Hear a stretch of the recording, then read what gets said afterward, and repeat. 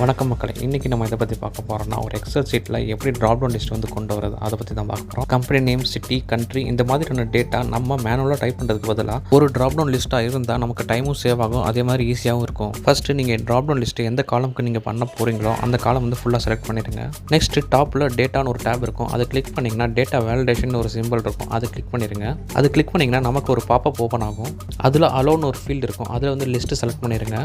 லிஸ்ட்டுன்னு select பண்ண உடனே நமக்கு சோர்ஸ்னு ஒரு ஃபீல்டு எனேபிள் ஆயிரும். அந்த சோர்ஸ் ஃபீல்டை ஃபில் பண்ணுறதுக்கு நீங்கள் ஆல்ரெடி செலக்ட் பண்ண காலமை மறுபடியும் நீங்கள் செலக்ட் பண்ணுங்கள். இப்போ பார்த்தீங்கன்னா அந்த சோர்ஸ் ஃபீல்டில் ஆட்டோமேட்டிக்காக வேல்யூஸ் வந்து ஃபில் ஆகிருக்கும். அதுக்கப்புறம் நீங்கள் ஜஸ்ட் ஓகே மட்டும் கொடுத்துருங்க. அப்புறம் பார்த்தீங்கன்னா நீங்கள் செலக்ட் பண்ண எல்லா ஃபீல்டுமே வந்து ஒரு ட்ராப் டவுன் லிஸ்ட் வந்து கிரியேட் ஆயிரும். இந்த மாதிரி ட்ராப் டவுன் லிஸ்ட் கிரியேட் பண்ணுறதுனால நம்ம மேனுவலாக டைப் பண்ணணும்னு அவசியமே இல்லை, அதே மாதிரி உங்களுக்கு ஈஸியாக டைமும் சேவ் ஆகும்.